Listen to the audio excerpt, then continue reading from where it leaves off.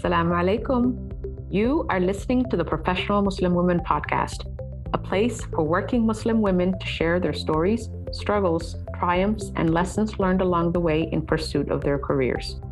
Being a Muslim woman who wants to advance her career without compromising her faith or values can be challenging.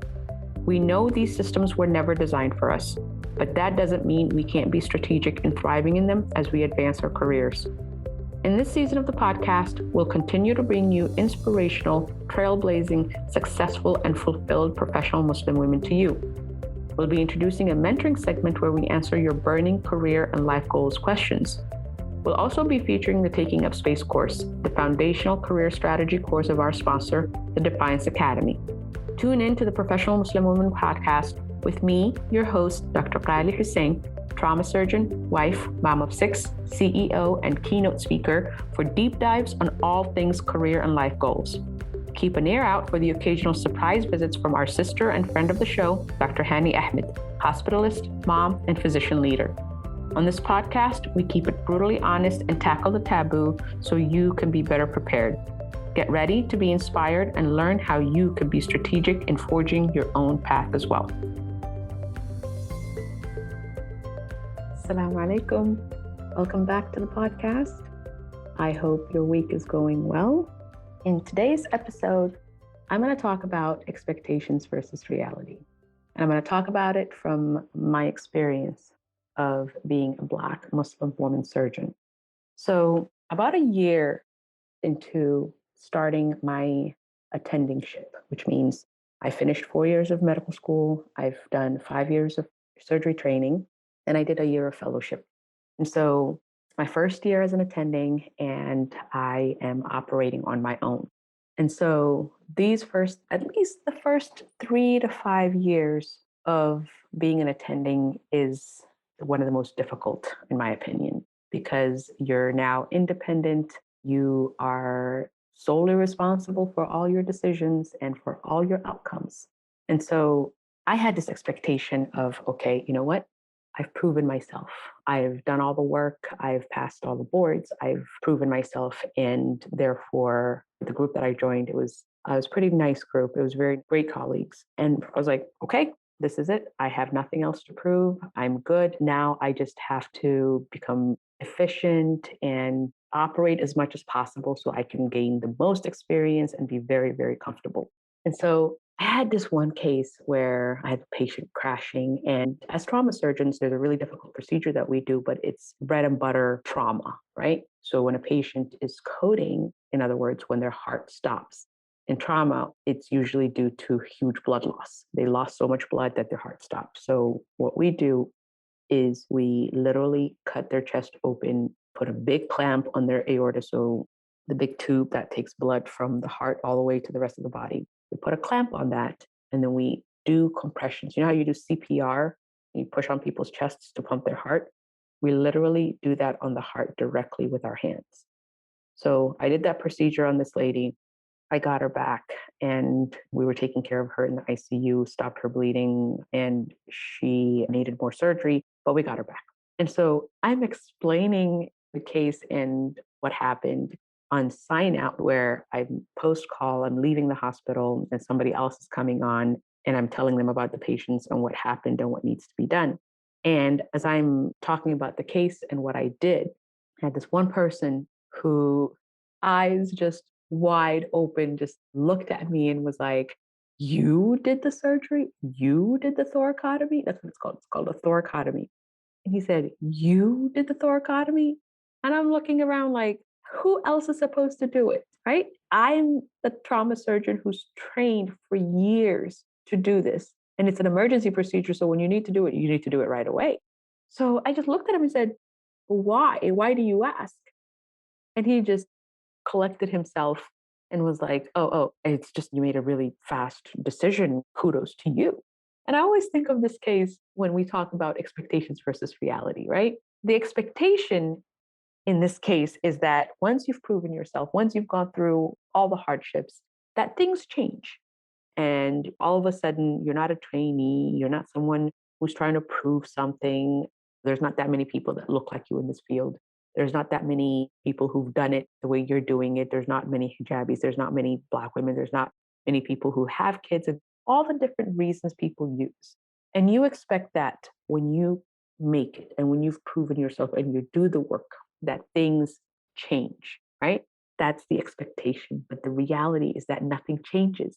The reality is that the system maintains itself. And so, because I've gone through similar things like this, I got to a point where this kind of stuff no longer bothered me. But that case, I always go back to it when people talk about, well, I did this and I did this and I did that, and things still haven't changed. I did all this work and things haven't changed because we need to understand reality. We need to manage our expectations because when we set high expectations for these systems, for these work environments, when we set high expectations and say, you know what, I'm going to prove myself and things will be different, I will be treated differently, I'll be treated with the respect that I deserve. We are all human beings. We all deserve to be treated with respect.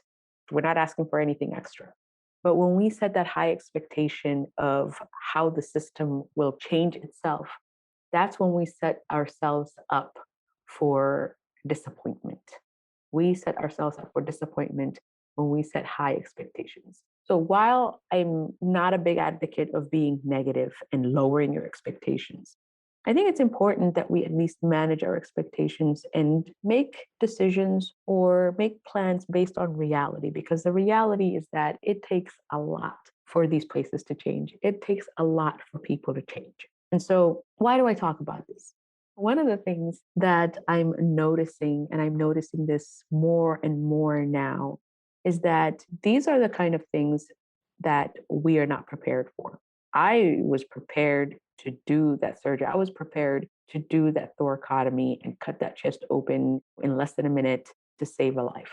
We get well trained to do the jobs we signed up to do, but there is very little, like little to no preparation when it comes to preparing for these environments. And so one of the things I realized is that I struggled more with navigating these different things than with actually doing the job. They could tell me I could do the job all they wanted, but I could read, I could study, I could operate, I could do all the things that I needed to do the job. But what I struggled with was, how do I navigate these systems?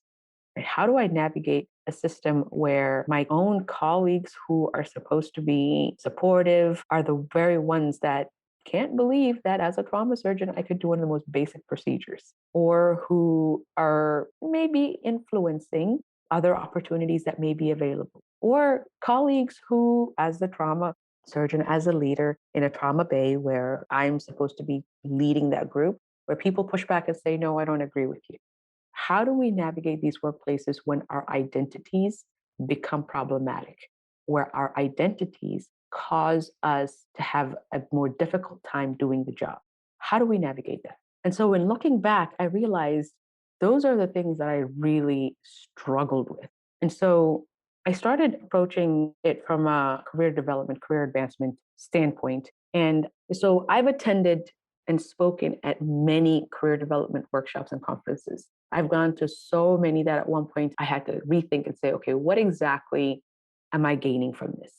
Right. And a lot of the things that they talked about, I realized was, you know what? I could have used this earlier in my career. I could have used this way earlier in my training when I was the most vulnerable.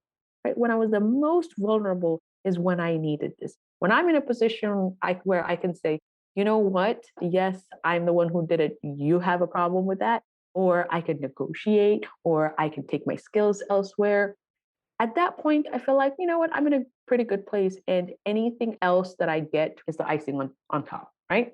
But what I realized over and over and over in all these different workshops and conferences is that when it comes to how do we change things for the people that are most vulnerable or that are a little bit lower on the ladder, how do we make things possible for these people? Nobody has an answer. Nobody has an answer. And everybody says, well, you have to work hard, improve yourself, and get to the position where you are able to make those decisions. So while that approach helps the people that have already made it, it does very little for the people that are still struggling in early career. And in looking back, to me, when I needed the most help was that very early career, limited power, vulnerable position. That is where strategy is really, really, really important. That's where I was most fearful. That's where I had the most to lose. And that's where I realized that, you know what, if I had proper guidance and if I had a better way to manage my expectations, to not be hurt by every attending who told me that I wasn't cut out to be a surgeon, by every feedback that just crushed my soul. If I had a strategy to deal with that, then I think my journey would have been so much better. So, this is one of the reasons why the Defiant Career Strategy is made for early and even pre career women to build a solid foundation and to change this mindset of just being helpless in navigating these systems and to change the narrative of what is possible. So it builds a foundation that changes our mindset, that completely changes the idea that you have to continue being helpless until you make it. That is how we're all trained, and that's how we're all programmed to think of our careers, that you remain helpless, be grateful for the opportunities that you're given, be grateful for having a seat at the table, be grateful for being invited, and just go along with it. And then when you're in a better position, now use your career strategy. Now plan to advance. And so I don't think it's ever too early to be strategic in planning your career. I don't think it's ever too early to start advocating for yourself and speaking up. It is never too early to start setting boundaries on things that you don't tolerate. And it's never too early to be yourself in any of these fields. Okay. So whether it's with a Defiant Career Strategy or with any other program that helps empower you to stand up for yourself, to advocate for yourself, to have a strategy of, you know what, you're not going to go through this blindly. You're not going to just shake your head and smile and be grateful to be where you're at and just tolerate that environment, regardless of what resources you use, as long as you have a strategy, as long as you know where you're headed. It's extremely, extremely important that we start implementing this early. Don't wait until you've gone through the trauma of hostile environments and feedback that's terrible, that just completely crushes your soul, and not having the tools and the strategies to deal with it. It is never too early for you to prepare. And whether it's a Defiant Career Strategy or any other coaching or personal development, whatever resources you use, right? It's extremely important for you to learn what the reality of your career is and plan for it. That's one of the things that I was very grateful for in hindsight, right? I remember this conversation I had with a fellow surgeon. She was a white woman who's a CT surgeon, and she has not experienced any kind of discrimination until she joined the boys' club of being a cardiothoracic surgeon. And it took her by surprise that she was being discriminated against and that she was experiencing misogyny and sexism. And so I asked her, I said, didn't you know that this is the world of surgery? And she said, no, all her life, she's been told that she could accomplish anything and everything, and that the sky was the limit, and that this was not part of her plan. And one thing I learned from that was that I was lucky to have the reality of the world that I was walking into clarified to me. From within my own community, I was told, well, you're a Muslim woman, you're Black, you're going to have a bunch of kids. This may not be the place for you. There's not that many people that look like you.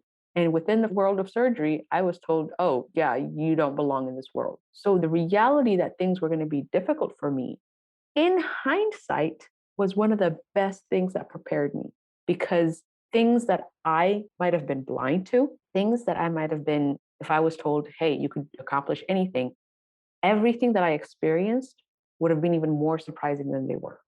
Right? I was still surprised by how horrible people could be. I was still surprised by how mean-spirited people could be.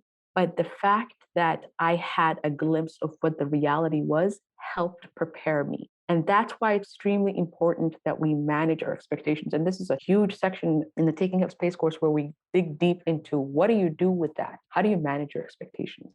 It begins with acknowledging reality, right? When you set your expectations based on what's not reality, what's non-existence, equality, fairness, all the lack of retaliation, that if you speak up and you say, hey, you're violating my civil rights, that everything will be handled fairly, that's mythical. The reality is that it's not that simple. It's very difficult to navigate these places. And even when you do speak up and try to do the right thing, you, as the person who's being targeted, become more of a target with retaliation. That's the reality. But when you know reality, you can plan better. That's a really, really important part of strategy, is when you know what you're facing, you can plan better. And it is never too early.